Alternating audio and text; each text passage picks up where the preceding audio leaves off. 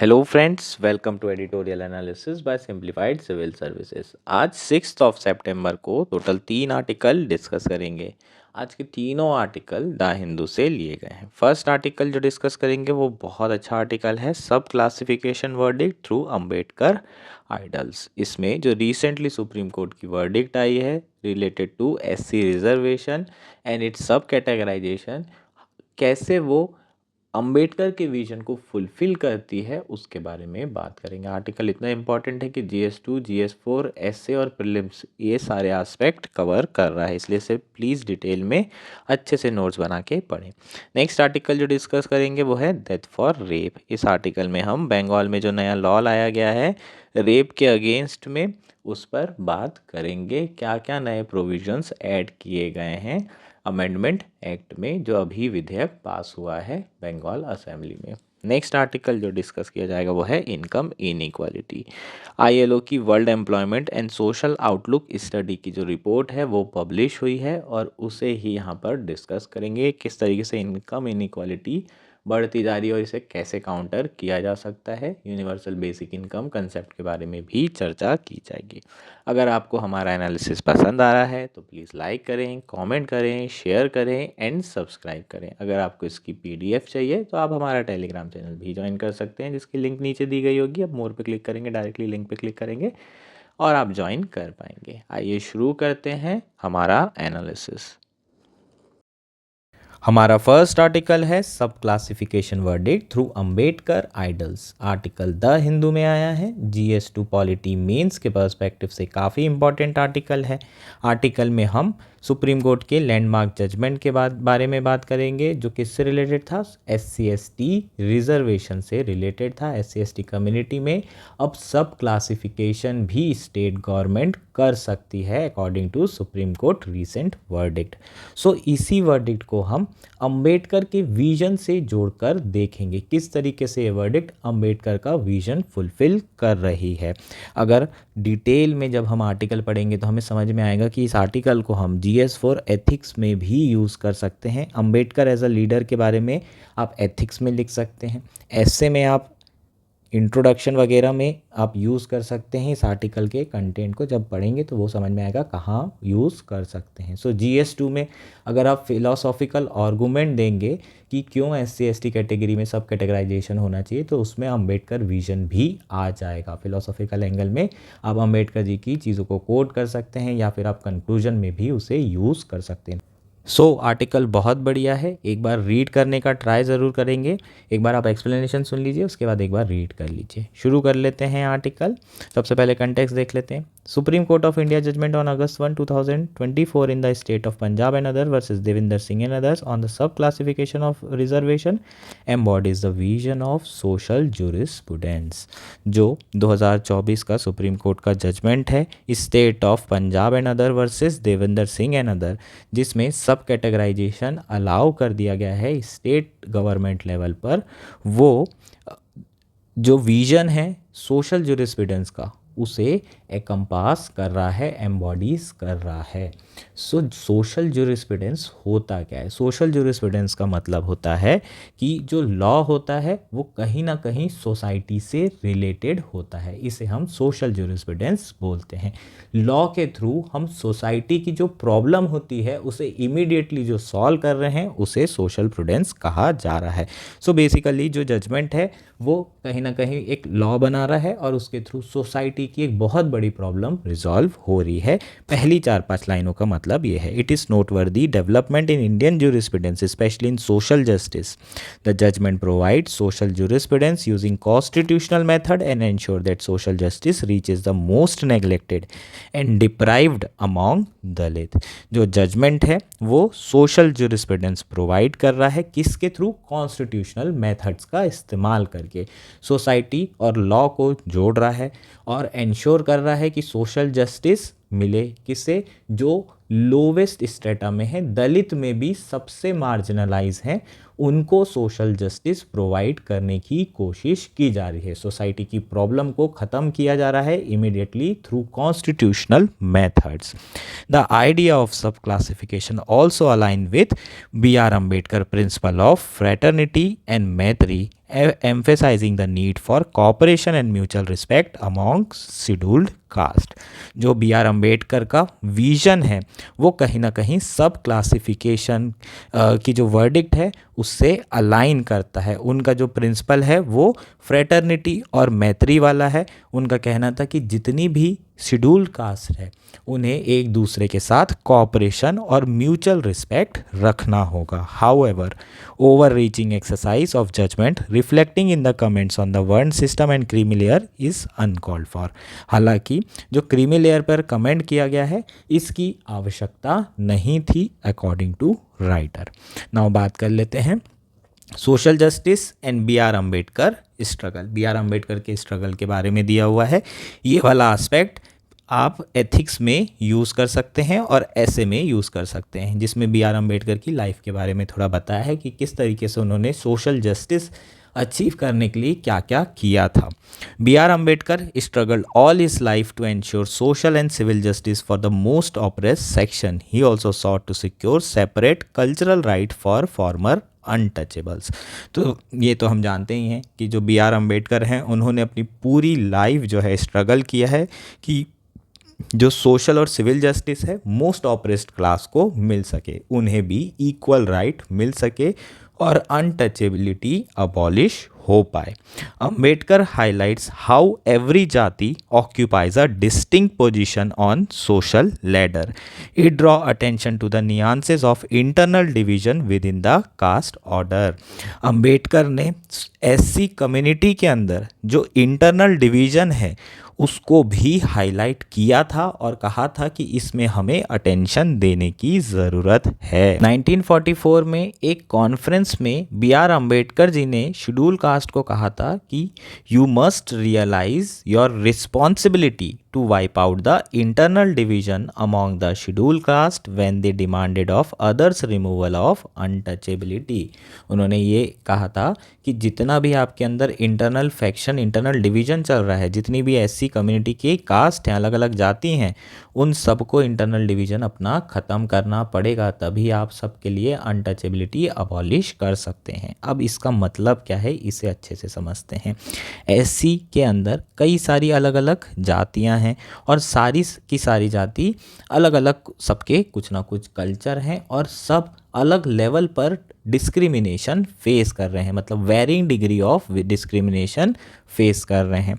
जैसे कि मांग जाति सबसे लोवेस्ट जाति कंसिडर की जाती है और उसके ऊपर महार जाति आती है, और जो चमार होती है, जो चमार होते हैं वो इनके ऊपर आते हैं। चमार महार जाति के लोगों को और जो मांग जाति के लोग हैं उनको अनटचेबल समझते हैं। आज भी उनके अगेंस्ट में अनटचेबिलिटी प्रैक्टिस की जा रही है और जो रेस्ट ऑफ द विलेज है इन कम्युनिटीज़ को टच भी नहीं करती है। इसका मतलब एससी के अंदर ही अनटचेबिलिटी प्रैक्टिस की जा रही है। आपने कई बार सुना भी होगा, एससी में भी लोग बात करते हैं कि अरे नहीं नहीं, हम लोग वो वाले जाति के नहीं हैं, हम इतने पिछड़े दलित नहीं हैं, हम लोगों सबसे ऊपर कैटेगरी में आते हैं एससी में भी। ये बात आपने कभी अपने दोस्तों से या कहीं पर ज़रूर सुनी होगी। सो यहाँ पर एससी के अंदर भी इंटरनल डिवीजन दिखाई दे रहा है, मतलब एससी कम्युनिटी के अंदर भी जो ऊपर हैं वो नीचे वालों के साथ अनटचेबिलिटी प्रैक्टिस कर रहे हैं। कहीं ना कहीं ये एक बहुत बड़ा इशू है जिसे अंबेडकर जी ने उसी वक्त समझा था और उसे एड्रेस करने की कोशिश की थी। The contribution of social justice goes beyond theoretical exercise. जो B.R. अम्बेडकर का सोशल जस्टिस का कॉन्ट्रीब्यूशन है वो कोई थेरेटिकल कॉन्ट्रीब्यूशन नहीं है, सिर्फ पेपर में लिखा नहीं गया था उनके द्वारा, सिर्फ अवेयरनेस नहीं बढ़ाई गई थी, उन्होंने कई सारे प्रैक्टिकल मेजर्स लिए थे जिसके थ्रू कास्ट हायरार्की को डिसमेंटल किया जा सके, ख़त्म किया जा सके। ही lead movements such as Mahat Satyagrah and the Kalaram Temple Entry Movement that highlight the ritual discrimination faced by the Dalit। अब ये चीज़ें आपके प्रीलिम्स के लिए इम्पॉर्टेंट हो जाएगी। कौन कौन से मूवमेंट हैं जो अंबेडकर जी ने लीड किए थे, और उसमें आपको 2-3 ऑप्शंस आ जाएंगे, उसमें से कालाराम टेम्पल एंट्री हो जाएगा, महात सत्याग्रह हो जाएगा। सो ये प्रीलिम्स वाला आपका पोर्शन हो जाएगा। Despite such efforts Brahmanical forces often undermine his quest for just society, yet amid such challenges Ambedkar perseverance in fighting for justice in hierarchical society illustrate his deep commitment। सो ये वाली जो लाइनें हैं ये आपकी एथिक्स GS4 के लिए हो जाएगी।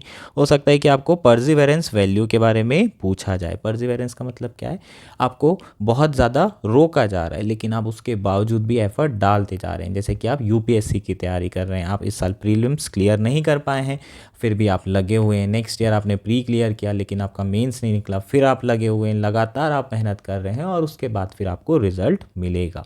सो कहीं ना कहीं यहाँ पर जो वैल्यू है वो कौन सी है, परसिवरेंस वैल्यू शो हो रही है। उसी तरीके से जो अंबेडकर जी थे, उन्होंने जो ब्राह्मणिकल चैलेंज था उस समय, हिंदू ऑर्थोडॉक्सी थी, जो कि उनके जो क्वेस्ट है जिसके थ्रू वो सोशल इक्वलिटी चाहते थे, पॉलिटिकल इक्वलिटी चाहते थे, उसको रोकने के लिए बहुत सारे प्रयास किए गए। फिर भी उन्होंने इन चैलेंजेस को फेस करते हुए अपने एफर्ट्स में कभी कमी नहीं डाली, और इससे हमें ये पता चलता है कि वो उनका जो कमिटमेंट था वो कितना डीप कमिटमेंट था। इसी तरह का कमिटमेंट हमें सिविल सर्विस के लिए भी चाहिए होगा अगर हमें इस एग्ज़ाम को क्लियर करना है।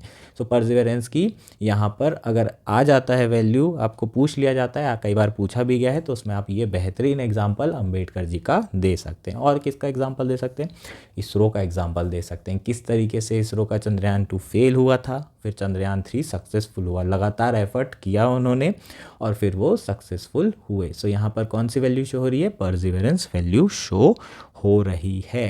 चीज़ें क्लियर है क्या? जो अंबेडकर जी उस समय देख पा रहे थे वो ये था कि SC कम्युनिटी के अंदर इंटरनल डिवीज़न है, और वो डिवीज़न आज 70 सालों के बाद भी हमें देखने को मिलता है। उस समय उन्होंने काफ़ी कोशिश की कि ये डिवीज़न कास्ट जातीज में ख़त्म हो सके, लेकिन आज भी जो है वो डिवीज़न आपको देखने के लिए मिल जाएगा।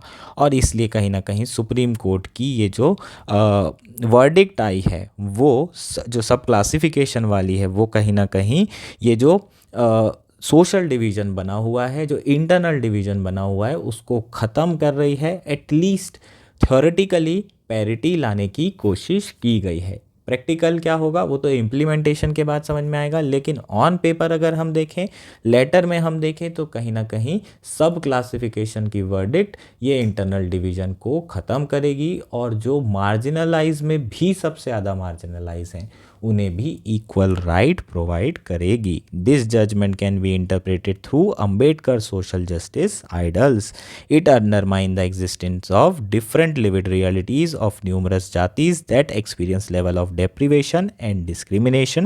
Thus, the judgment aimed to mitigate the inequality within the SC community by addressing such heterogeneity। जो सुप्रीम कोर्ट का जजमेंट है वो कहीं ना कहीं SC कम्युनिटी के अंदर जो इनइक्वालिटी है उसे एड्रेस करने का काम कर रहा है। जो इनइक्वालिटी बहुत समय से परसिस्ट कर रही है उसे मिटिगेट करने का काम कर रहा है, और जो कहीं ना कहीं ये जो विजन है वो अंबेडकर का विजन है जिसे फुलफिल किया जा रहा है इस जजमेंट के द्वारा। This is precisely where the judgement demonstrate the idea of social jurisprudence to the core, because it takes into account different sociological reality of every जाति। सो कहीं ना कहीं ये जजमेंट जो है क्या डिमॉन्स्ट्रेट कर रहा है, सोशल जूरिस्प्रूडेंस डिमॉन्स्ट्रेट कर रहा है, शो कर रहा है। क्यों कर रहा है? क्योंकि ये सोशोलॉजिकल रियलिटी ले रहा है हर एक जाति की। हर एक जाति की क्या स्टैंड है समाज में, कितना पिछड़ा है, कितना जो है डिस्क्रिमिनेशन हर जाति फेस कर रही है। सोशोलॉजिकल एंगल से ये लॉ बनाया गया है, इसलिए इसे सोशल जूरिस्प्रूडेंस कहा जा रहा है। होपफुली ये सारी चीज़ें क्लियर हो गई होगी। Now there is a criticism from within. हमने अभी रिसेंटली देखा था कि भारत बंद कॉल दिया गया था। वो क्यों दिया गया था? क्योंकि जो दलित लोग हैं वो इस जजमेंट से बिल्कुल भी खुश नहीं थे। क्या सारे दलित लोग इस जजमेंट से खुश नहीं थे? ऐसा नहीं है। कुछ लोग ऑब्वियसली जो बहुत ज़्यादा मार्जिनलाइज होंगे, अगर उनको फ़ायदा होगा तो वो बिल्कुल खुश होंगे, लेकिन जिनको नुकसान हो रहा है वो बिल्कुल भी खुश नहीं होंगे।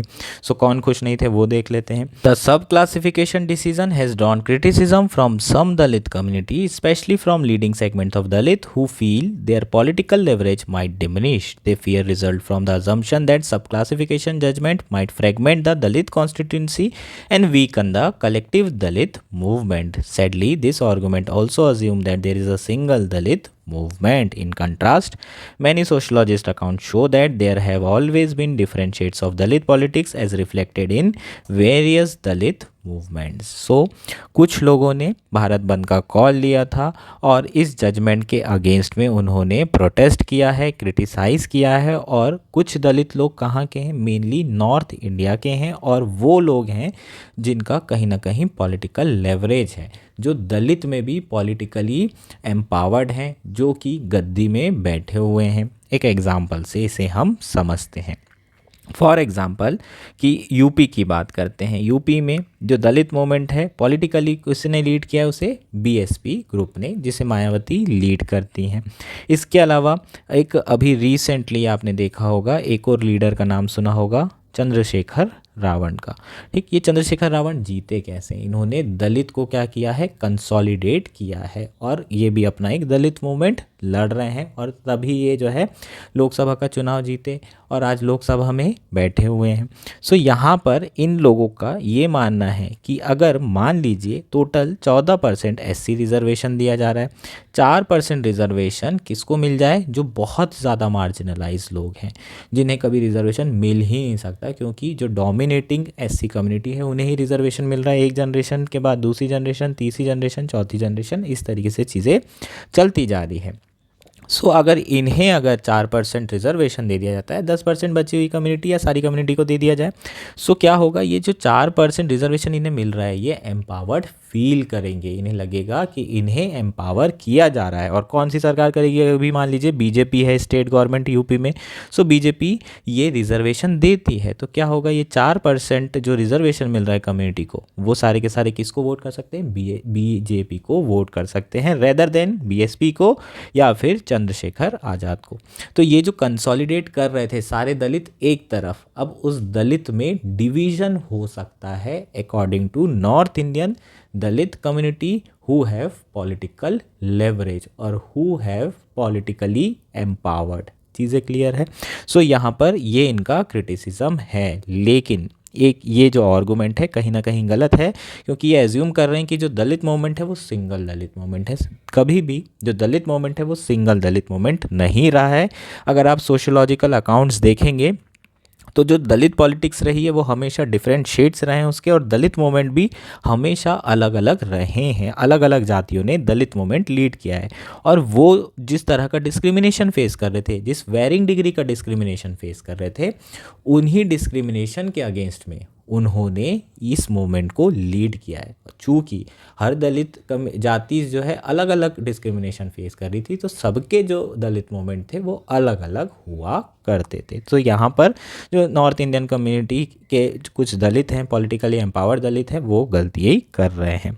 The Bharat Bandh called for by specific Dalit organisation in North India was a misstep that could affect the collective identity and mobilization of Dalit caste. While the sub-classification debate in North India faces criticism, the situation is a bit different in South India. There is the discussion about sub-classification among Dalit has largely been resolved, and the most Dalit organizations supporting the demand for sub-categorization among SCs. So, जो भारत बंद का call था mainly वो north India के दलित organisation के द्वारा दिया गया था, और ये एक मिस स्टेप है। क्यों मिस स्टेप है? अब जितनी भी सबसे ज़्यादा मार्जिनलाइज कम्युनिटी होगी दलित के अंदर, वो क्या सोच रही होगी कि जो सोशली और पॉलिटिकली एम्पावर्ड दलित कम्युनिटी है वो उनके अगेंस्ट में काम कर रही है, भारत बंद का कॉल दे रही है, तो वो तो उनके दोस्त नहीं हुए, वो तो उनकी जाति के होकर भी दुश्मन हो गए। तो जो दलित मूवमेंट है उसके अगेंस्ट में ये एक मिस स्टेप है, क्योंकि जो दलित मूवमेंट है उसमें कंसोलिडेशन की ज़रूरत होगी। अब जब इनके बीच में डिवीज़न आ जाएगा, डिवीज़न कैसे आएगा, क्योंकि ये प्रोटेस्ट कर रहे हैं, क्योंकि ये वर्डिक्ट को नहीं मान रहे हैं, जबकि वर्डिक्ट सबके लिए सही है। अगर ये डिवीज़न आ जाता है तो फिर ये जो कंसोलिडेशन है और जो वन दलित मूवमेंट की बात कर रहे हैं वो तो हो ही नहीं पाएगा। साउथ में चीज़ें अलग है, साउथ में इंटरनल डिवीज़न काफ़ी कुछ रिजॉल्व हो चुका है और एससी कम्युनिटी जो साउथ में है वो ये मानती है कि सब कैटेगराइजेशन की ज़रूरत है, और जो सबसे ज़्यादा पिछड़े हैं, पिछड़ों में भी उन्हें भी रिजर्वेशन मिलना चाहिए, उन्हें ज़्यादा रिजर्वेशन मिलना चाहिए। चीज़ें क्लियर है। सो यहाँ पर एक अच्छी अपॉर्चुनिटी थी नॉर्थ इंडियन दलित ऑर्गेनाइजेशंस के पास कि वो इस जजमेंट को एम्ब्रेस करते, दोनों हाथों से गले लगाते, और जो मार्जिनल सेक्शन है, जो सबसे ज़्यादा पिछड़ा है, उनको भी अपने साथ लेकर चलते और दलित मूवमेंट को और आगे बढ़ा सकते थे और दलित यूनिटी को और आगे बढ़ा सकते थे। तो कहीं ना कहीं उन लोगों से यहाँ जजमेंट में मिस्टेक हुई है। नेक्स्ट बात करते हैं इम्प्लीमेंटेशन से रिलेटेड इशू की। There is much concern about its execution. इसका एग्जीक्यूशन कैसे होगा, सब कैटेगराइजेशन कैसे होगा, ये अभी नहीं पता है, ये एक बहुत बड़ा चैलेंज है। Though history also tells us about the success of sub-classification model in Punjab and Haryana before Chinaiya's judgment in 2004. So 1970s में सब क्लासिफिकेशन हो गया था, 2004 में चिन्नैया जजमेंट में इस सब क्लासिफिकेशन को ख़त्म कर दिया था। सो हम लोगों के पास एक ऑलरेडी सक्सेसफुल मॉडल है जिसमें सब कैटेगराइजेशन हुआ था और काफ़ी बेनिफिट भी पंजाब हरियाणा में जो एससी कम्युनिटी के जो सबसे मार्जिनलाइज सेक्शन है उन्हें हो चुका है। सो इसी मॉडल को ऑल ओवर इंडिया में भी अलग अलग स्टेट में भी इम्प्लीमेंट किया जा सकता है। Despite criticism from some quarter, it is essential to recognise that the judgement is grounded in a historical struggle for equitable representation and justice. बहुत सारी जगह से क्रिटिसिज्म ज़रूर आ रहा है इस जजमेंट के अगेंस्ट में, उसके बावजूद भी ये जो जजमेंट है ये एक हिस्टोरिकल जजमेंट है जो इंश्योर करता है equitable representation and justice for all. The judge's affirmation was essential because it established the SC category is not homogeneous but consists of distinct जातिस with varying needs and challenges. जो जजेस का affirmation आया है, जो judgement आया है, वो एक चीज़ क्लियर कर रहा है कि जो एससी कम्युनिटी है वो होमोजेनस नहीं है और अलग अलग जातियों का समूह है जो अलग अलग लेवल पर चैलेंजेस फेस कर रहे हैं और उनकी नीड्स अलग अलग है। Finally, while challenges remain about accepting this judgment, it is essential to recognize its potential to enhance social justice to the core and promote equitable representation of all Dalit caste. So finally, challenges तो रहेगा कि इस judgement को लोग accept नहीं करेंगे। Obviously अगर law आ जाएगा तो एक्सेप्ट तो करना ही पड़ेगा, लेकिन सोशल स्फीयर में एक्सेप्ट नहीं किया जाएगा। जैसे कि अनटचेबिलिटी ख़त्म हो गई है, लेकिन उसके बावजूद भी आज विलेज लेवल पर वो प्रैक्टिस हो रही है। सो सोशल लेवल पर जो इंटरनल डिवीज़न है, जो सोशल लेवल पर अनटचेबिलिटी चल रही है ऐसी कम्युनिटी के अंदर ही, उसे ख़त्म करने की भी बहुत ज़्यादा ज़रूरत है। और उसके लिए ये जो रिजर्वेशन है, ये जो जजमेंट है, ये एक बहुत अच्छा कदम है जो कहीं ना कहीं इक्विटेबल रिप्रेजेंटेशन प्रमोट कर रहा है दलित कास्ट के लिए। Embracing this judgement with the spirit of fraternity as Ambedkar envisioned will be crucial in achieving more just and inclusive society that ultimately leads to democratization of reservation system. अगर इस judgement को हम खुले हाथों से embrace करते हैं तो दलित कम्युनिटी में फ्रेटर्निटी बढ़ेगी और जो रिजर्वेशन सिस्टम है उसका डेमोक्रेटाइजेशन होगा, हर किसी को रिजर्वेशन का फ़ायदा भी मिल सकता है। In addition, the movement should broaden its focus beyond traditional reservation policies. Key initiatives should include advocating the extension of reservation policies to private sector, pursuing land distribution. So जो दलित कम्युनिटी हैं, जो दलित movement चला रहे हैं, उनको किस पे focus करना चाहिए? उनको फोकस करना चाहिए कि भाई अब रिजर्वेशन तो ठीक है, अब रिजर्वेशन के जो दायरे हैं उसको ब्रॉडर करें, प्राइवेट सेक्टर में डिमांड करें, लैंड डिस्ट्रीब्यूशन की बात करें, लैंड रीडिस्ट्रीब्यूशन की बात करें। सो यहाँ पर दलित मूवमेंट को ले जाना चाहिए और जो पिछड़े हैं उनको साथ लेकर दलित मूवमेंट को लीड करने की ज़रूरत है अकॉर्डिंग टू दिस आर्टिकल। चीज़ें क्लियर है क्या? सो ओवरऑल अगर आप सम अप करेंगे इस आर्टिकल को तो हमें जो चीज़ समझ में आ रही वो है कि दलित मूवमेंट या दलित, उनके अंदर बहुत ज़्यादा इंटरनल फैक्शन है और उनके अंदर भी अनटचेबिलिटी प्रैक्टिस हो रही है।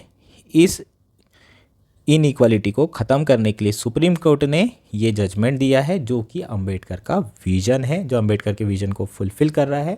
कुछ लोग इसके अगेंस्ट में इसे क्रिटिसाइज़ कर रहे हैं, उनको ये समझना होगा कि ये सही स्टेप नहीं है और इससे और इंटरनल डिवीज़न बढ़ सकता है। ये पूरा कंप्लीट आर्टिकल था। होपफुली ये आर्टिकल आपको क्लियर हो गया हो। हमारा नेक्स्ट आर्टिकल है डेथ फॉर रेप। यह आर्टिकल द हिंदू में आया है, GS1 इंडियन सोसाइटी मेंस के पर्सपेक्टिव से काफ़ी इंपॉर्टेंट आर्टिकल है, प्रीलिम्स के पर्सपेक्टिव से भी इक्वली इंपॉर्टेंट है। आर्टिकल की थीम वुमेन सेफ्टी है at work place. Recently incident के बारे में हम जानते हैं, आरजीकर हॉस्पिटल मेडिकल कॉलेज में एक ब्रूटल रेप और मर्डर केस हुआ है, एक डॉक्टर के अगेंस्ट में ये सारी चीज़ें की गई है। इसी तरह का इंसिडेंट 2013 में दिल्ली में हुआ था जिसे निर्भया के नाम से जाना जा रहा था। 2013 में जब ये इंसिडेंट हुआ था तो बहुत बड़ा पब्लिक आउटक्राई, पब्लिक प्रोटेस्ट हुआ था और उसके इमीडिएटली बाद सरकार ने जो है पब्लिक सेंटिमेंट को देखते हुए जो क्रिमिनल प्रोसीजर लॉज हैं आपके CRPC IPC हैं उनमें बदलाव किए थे और कई सारे स्ट्रिंजेंट पनिशमेंट वाले प्रोविज़न ऐड किए गए थे अगेंस्ट सेक्सुअल असॉल्ट और रेप केसेस। अब जो रीसेंट इंसिडेंट हुआ है उसके बाद में जो वेस्ट बंगाल गवर्नमेंट है उन्होंने भी डेथ पेनाल्टी के प्रोविजंस को इंक्लूड किया है for heinous crime like rape. So क्या कौन सा लॉ पास किया है पहले उसके बारे में बात करते हैं, फिर इसको हम असेस करेंगे। The West Bengal assembly unanimously pass the Aparajita women and child West Bengal criminal law amendment bill 2024 by a voice vote following the rape and murder of a doctor at government hospital in Kolkata on August 9 and a persistent clamor for justice। सो ये law बना दिया गया है क्योंकि public की demand थी। बिल्कुल। The bill introduces the death penalty or lifelong imprisonment for rape by amending the relevant section in the भारतीय न्याय संहिता, the new penal code। सो भारतीय न्याय संहिता किसको रिप्लेस किया है? IPC को रिप्लेस किया है। सो भारतीय न्याय संहिता में अमेंडमेंट किया गया है और डेथ पेनाल्टी और लाइफ लॉन्ग इम्प्रिजनमेंट की सज़ा जो है वाले प्रोविजंस इंक्लूड किए गए हैं फॉर अ ब्रूटल और हीनस क्राइम लाइक रेप।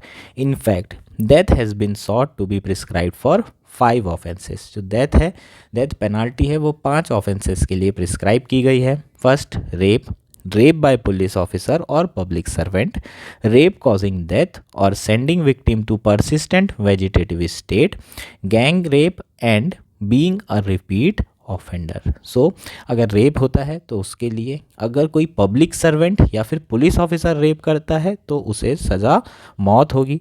और अगर कोई भी लड़की का केस बहुत ख़राब तरीके से रेप किया जा रहा है, उसकी हालत बहुत ख़राब हो गई है, वो वेजिटेटिव स्टेट में आ गई है, कोमा में चली गई है, सिर्फ ब्रेन जिंदा है, ऐसी स्टेज अगर इस तरीके से चीज़ें होती है तो भी डेथ पेनाल्टी दी जाएगी। और गैंग रेप करते हैं या फिर आप रिपीटेड ऑफेंडर हैं तो भी आपको डेथ पेनाल्टी मिलेगी।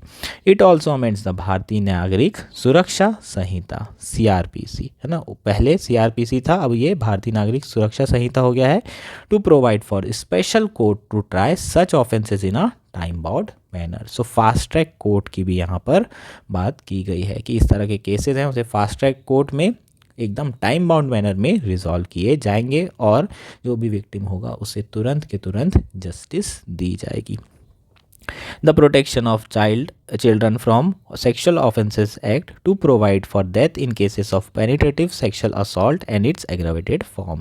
So जो पॉक्सो एक्ट है उसमें भी डेथ पेनाल्टी दी जाती है, उसमें भी फास्ट ट्रैक कोर्ट है, तो उसी की तरह यहाँ पर जो 5 प्रोविज़न हैं उनके लिए डेथ पेनाल्टी दी गई है और फास्ट ट्रैक कोर्ट का भी क्या किया गया है, प्रोविज़न इंक्लूड किया गया है। The president assent will be required for the state amendments. Obviously president की हमें क्या ज़रूरत होगी, असेंट की ज़रूरत होगी। अभी रिसेंटली हमने पढ़ा था अगर कॉन्करेंट लिस्ट में कोई भी सब्जेक्ट है और उसे स्टेट गवर्नमेंट अमेंड करती है तो उसको गवर्नर जो है किसके लिए रखता है, प्रेसिडेंट की साइन के लिए, कंसिडरेशन के लिए रखता है। प्रेसिडेंट अगर उसे साइन करेगा तभी जो है वो लॉ बन पाएगा, अगर प्रेसिडेंट ने साइन करने से मना कर दिया तो वो लॉ नहीं बन पाएगा। चीज़ें क्लियर है।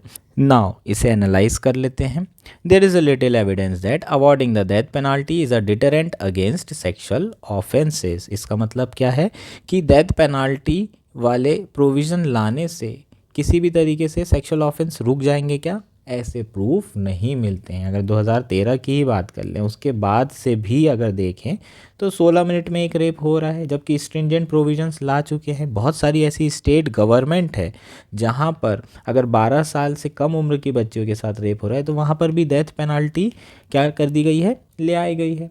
लेकिन उसके बावजूद भी वहाँ पर इस तरह के केसेस देखने को मिल रहे हैं। सो आप डेथ पेनाल्टी दें, चाहे आप और स्ट्रिंजेंट पनिशमेंट दें, सेक्सुअल ऑफेंसेस रुक नहीं रहे हैं।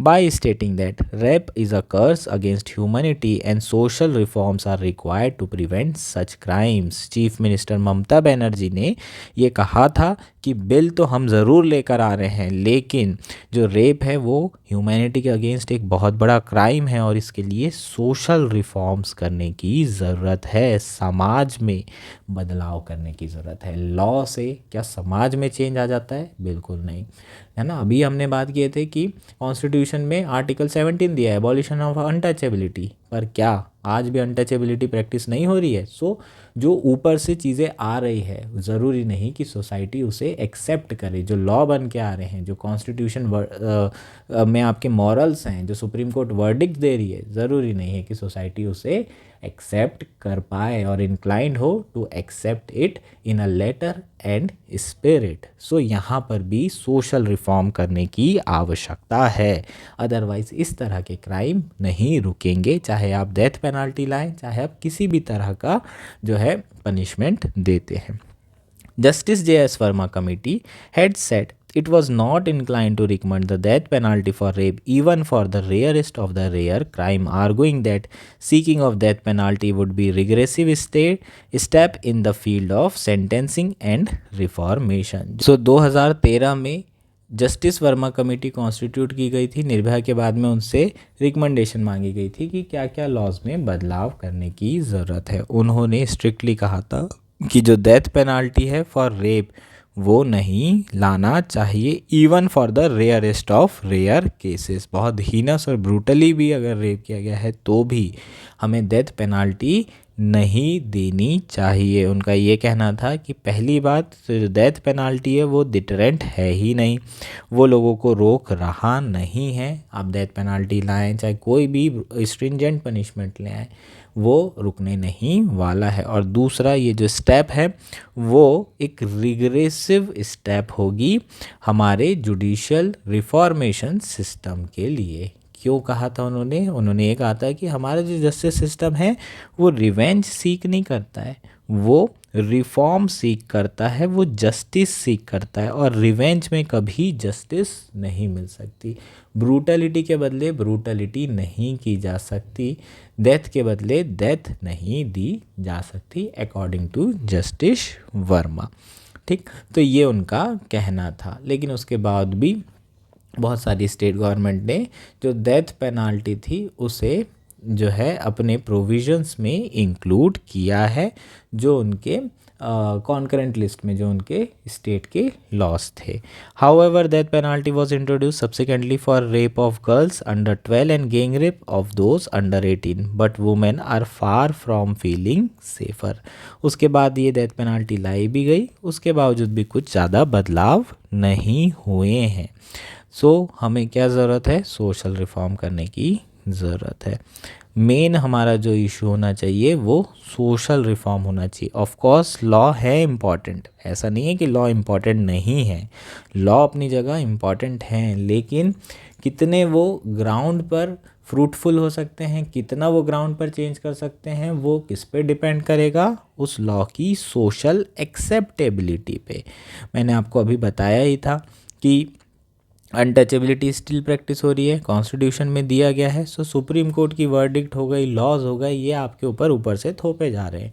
अगर आप इसे एक्सेप्ट नहीं करेंगे तो ये चीज़ें जो भी प्रॉब्लम एड्रेस करने के लिए लॉ बनाए जा रहे हैं वो प्रॉब्लम कभी भी ख़त्म नहीं होगी। सो सोशल रिफॉर्म बहुत ज़्यादा ज़रूरी है। वुमेन्स का आगे आना, मेंस का आगे आना बहुत ज़्यादा ज़रूरी है। जो प्रोटेस्ट है इसे बेहतर तरीके से यूज़ करें, इस तरीके से यूज़ ना करें कि लॉ बना दिया जाए और चीफ मिनिस्टर रिज़ाइन कर दे या फिर एनकाउंटर कर दो उनका जिनको मार दिया है। इन सब चीज़ों से कुछ नहीं होने वाला है। ये सारी चीज़ें आपको बेहतर रिजल्ट नहीं देगी। आपको सोशल रिफॉर्म की डिमांड करना चाहिए, क्योंकि पब्लिक आउटक्राई रेयर केस में होता है ना। ये इस केस में हुआ है, इसके पहले हैदराबाद के केस में हुआ था जब प्रियंका के साथ ऐसा हुआ था, और फिर तुरंत एनकाउंटर करके पब्लिक को शांत कर दिया गया, सारे लोग खुश हो गए और प्रॉब्लम सुलझी क्या? नहीं सुलझी। उस लड़की का क्या जो हर 16 मिनट में जिसके साथ रेप हो रहा है, जिसका जो पुलिस थाने जा रही है लेकिन उनका केस नहीं लिया जा रहा है, उसकी एफआईआर नहीं लिखी जा रही है। ऐसी कई लड़कियां हैं जो डर के मारे एफआईआर ही नहीं लिखवा रही हैं, रिपोर्ट ही नहीं कर रही हैं। उन सारी महिलाओं का क्या? उनके लिए कब सिस्टम सेफ बनेगा? ये सारी चीज़ें हमें करने की ज़रूरत है। जस्टिस कब सर्व होगी? If the barrier to women advancement are remove by first making work place and home safe for them. और वो हमारे एटीट्यूड के बदलने से, सोशल रिफॉर्म्स के करने से, पेट्रियार्कल माइंडसेट को ख़त्म करने से आएगा, रेदर देन कि एक लॉ बनाने से। सो एक ये लंबी प्रोसेस है। एज अ सोसाइटी हमें ये सारी चीज़ों की तरफ आगे बढ़ने की ज़रूरत है। जब महिलाएं सेफ़र फील करेंगी, जब उनके एडवांसमेंट के बैरियर ख़त्म हो जाएंगे, तब जो है जो इस तरह के ब्रूटल क्राइम है, केसेस हैं, अपने आप ख़त्म हो जाएंगे। आपके पास लॉ रहें या फिर ना रहें। चीज़ें क्लियर है क्या? ये हमारा कंप्लीट आर्टिकल था। हमारा नेक्स्ट आर्टिकल है इनकम इनइक्वालिटी। ये आर्टिकल द हिंदू में आया है। GS3 मेंस के पर्सपेक्टिव से इम्पॉर्टेंट है, प्रीलिम्स के पर्सपेक्टिव से भी इक्वली इम्पॉर्टेंट है। रिसेंटली ILO ने world employment and social outlook report publish की है, और इस स्टडी में पाया गया है कि जो लेबर की इनकम है, टोटल शेयर ऑफ इनकम में, वो लगातार कम हुई है in last 20 years. It is mainly due to technological advances, mainly automation and artificial intelligence. In an analysis of past 2 decades, it mentions a 1.6% drop in global labor income share between 2004 and 2024. So 2004 और 2024 के बीच में total जो global labour income share कम हुआ है वो कितना percent है? 1.6%. More ominously, almost 40% of decline was in pandemic years. लगभग 40% जो डिक्लाइन हुआ है लेबर इनकम, वो पैंडमिक ईयर में हुआ है। Labour income share is major widely used to assess income inequalities within economy. ठीक, तो जो लेबर इनकम शेयर है उससे हम जो इकॉनमी में इनइक्वालिटी है वो मेजर कर सकते हैं। जो 1.6% ड्रॉप है वो बहुत इनसिग्निफिकेंट लग रहा होगा, लेकिन अगर आप ग्लोबली जो GDP का 1.6% इनकम है उसको अगर कैलकुलेट करेंगे तो टोटल कितना आ रहा है? $2.4 ट्रिलियन। इंडिया की जो GDP है वो इससे थोड़ी सी ज़्यादा है, ऑलमोस्ट $3 ट्रिलियन के आसपास है। तो $2.4 ट्रिलियन आपका PPP के हिसाब से क्या हो रहा है? लॉस्ट हो चुका है लेबर की इनकम। सो ये 1.6 बहुत इनसिग्निफिकेंट दिख रहा है, लेकिन एब्सोल्यूट नंबर बहुत बड़ा नंबर है। The study also highlighted the gendered aspect of inequality. In 2024, almost a third of world young women are not in employment, education और ट्रेनिंग। सो 2024 का डेटा यहाँ दिया हुआ है कि 2024 में लगभग 30% के आसपास, अगर प्रिसाइसली देखें तो 28.2% के आसपास जो है महिलाएं ना ही जॉब कर रही हैं, ना ही किसी तरह की ट्रेनिंग कर रही है और ना ही किसी तरह का एजुकेशन कर रही हैं। यही लड़कों के लिए कितना परसेंटेज है, 13% है। सो यहाँ पर आप देख सकते हैं कि इनइक्वालिटी कितनी ज़्यादा है, 13% है, मतलब मोर देन डबल महिलाएं ऐसी हैं जिन्हें किसी तरह का एजुकेशन नहीं मिल रहा है, ना ही उनके पास जॉब है, ना ही वो ट्रेनिंग कर पा रही हैं। This is alarming for developing nations with growing working age population as it highlights challenges in job creation. ठीक, तो ये जो डेवलपिंग नेशन है जहाँ पर वर्किंग एज पॉपुलेशन लगातार बढ़ रही है, उनके लिए एक बहुत बड़ा इशू हो सकता है, क्योंकि वर्किंग एज पॉपुलेशन बढ़ रही है, इसका मतलब विंडो ऑफ अपॉर्चुनिटी धीरे धीरे खत्म हो रही है। और अगर विंडो ऑफ अपॉर्चुनिटी का आप यूज़ नहीं करेंगे, अपने लेबर फोर्स पार्टिसिपेशन रेट नहीं बढ़ाएंगे, तो जीडीपी कैसे बढ़ पाएगी। और ये कहीं ना कहीं डेवलपिंग कंट्री में जो जॉब क्रिएशन का इशू है वो ज़रूर शो कर रहा है। In fact the another ILO report on the status of employment in India estimate that 83% of its unemployed are youth। दूसरी ILO की एक रिपोर्ट है जो कि वो शो करती है कि इंडिया में जो 83% अनएम्प्लॉयड लोग हैं वो यूथ वाले हैं। यूथ का मतलब 15 से 29 साल की उम्र के बीच के लोग ही मेनली अनएम्प्लॉयड हैं। अब क्या सॉल्यूशन हो सकता है इसका? Several countries have been mooting the idea of universal basic income। UBI की सभी कंट्री जो है बात कर रही है। यूनिवर्सल बेसिक इनकम का मतलब क्या है? सारी पॉपुलेशन को सरकार बेसिक इनकम प्रोवाइड करे। यूनिवर्सली मतलब कोई छूटना नहीं चाहिए। अंबानी को भी 12,000 रुपये महीना भेजे सरकार और आपको भी 12,000 रुपये महीना भेजे। बेसिक इनकम जो हो वो आपको मिलनी चाहिए। इस स्कीम का यही कंसेप्ट है। 2019 में कांग्रेस ने न्याय स्कीम इंट्रोड्यूस की थी। कहा था कि अगर हम चुनाव जीतते हैं तो हम लोगों को 8,000 से 12,000 रुपये पर मंथ देंगे। सो ये एक तरीके से यूनिवर्सल बेसिक इनकम का कंसेप्ट था। हालांकि उन्होंने यूनिवर्सली देने की बात नहीं की थी। जो BPL कैटेगरी के लोग हैं उन्हें ये पैसे मिलने की बात की गई थी। यूनिवर्सली इंडिया में पॉसिबल नहीं है क्योंकि हमारे यहाँ पॉपुलेशन बहुत ज़्यादा है और फिस्कल बर्डन इतना सरकार झेल नहीं पाएगी। पर still some sort of basic income provide करने की बात की गई थी कांग्रेस के द्वारा। छत्तीसगढ़ में भी नया स्कीम चल रही है इसी तरह की, जिसमें 7 से 8,000 रुपये तक पर मंथ दिया जा रहा है BPL कैटेगरी के लोगों को। यूरोप में भी ये कंसेप्ट काफ़ी फेमस हुआ था काफ़ी पहले, 2015-16 से ये कंसेप्ट चल रहा है। स्विट्ज़रलैंड में तो रेफरेंडम भी हुआ था कि UBI को लाना चाहिए या फिर नहीं लाना चाहिए, और ये 2016 में हुआ था, जिसमें रेफरेंडम में लोगों ने कहा था कि नहीं नहीं, यूनिवर्सल बेसिक इनकम कंसेप्ट नहीं होना चाहिए, अदरवाइज़ लोग काम करना भी बंद कर देंगे। Democratic candidate and American technology investor Andrew Yang in his aborted 2020 bid to the White House mainstream a freedom dividend of $1,000 a month for every American adult। So America में भी UBI का कंसेप्ट 2020 से main stream में है, जिसमें एक candidate जो कि प्रेसिडेंशियल इलेक्शन लड़ना चाहते थे, बाद में नहीं लड़ पाए थे, उन्होंने एक कंसेप्ट फ्रीडम डिविडेंड जो है मेन स्ट्रीम किया था, जिसमें $1,000 पर मंथ हर अमेरिकन अडल्ट को दिए जाने की बात की जा रही थी। सो ये बेसिकली जो UBI है ये अलग अलग कंट्री में अलग अलग नाम से ये आइडिया फ्लोट किया जा रहा है। कुछ कंट्रीज़ में इम्प्लीमेंट भी हो रहा है, कुछ कंट्री में अभी इम्प्लीमेंटेशन पॉसिबल नहीं है, फिजिबल नहीं है। So several industry reports points out to a high paying job creation due to automation and AI to counter the jobless growth theory. बहुत सारी इंडस्ट्री का ये कहना है कि आप क्या बात कर रहे हो, लेबर शेयर तो बहुत ज़्यादा बड़ा है। जो स्किल्ड लोग हैं जो कि आर्टिफिशियल इंटेलिजेंस के बारे में ज़्यादा जानते हैं, उन्हें काफ़ी ज़्यादा पैसा दे रहे हैं। तो अल्टीमेटली उनकी ये बात भी क्या बता रही है कि जो इनकम इनइक्वालिटी है वो इंक्रीज़ हो रही है। जो स्किल्ड हैं ज़्यादा उन्हें बहुत इनकम मिल रही है, और जो अनस्किल्ड हैं या तो वो जॉब से बाहर चले गए हैं या फिर उन्हें इनकम बहुत कम मिल रही है।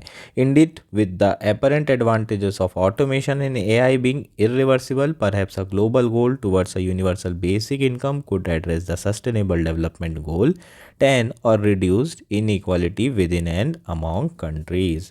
So, हम जानते हैं कि AI और ऑटोमेशन तो रहने वाला है, उसके एडवांटेजेस बहुत हैं, लेकिन उसके डिसएडवांटेज हैं कि इनकम इनइक्वालिटी इंक्रीज होगी ही होगी। तो इसको एड्रेस करने के लिए यूबीआई को यूज़ किया जा सकता है। इंडिया जैसी कंट्री में टाइम आ चुका है जब हमें इनहेरिटेंस टैक्स को दोबारा से रीइंट्रोड्यूस करना होगा to address the wealth inequality. So India में यूबीआई भी आ सकता है, some sort of UBI, plus आप जो है इनहेरिटेंस टैक्स भी लगा सकते हैं जिसके थ्रू हम इनकम इनइक्वालिटी और वेल्थ इनइक्वालिटी एड्रेस कर पाएंगे। ये हमारा कंप्लीट आर्टिकल था। That's it for today. Thank you and enjoy your day.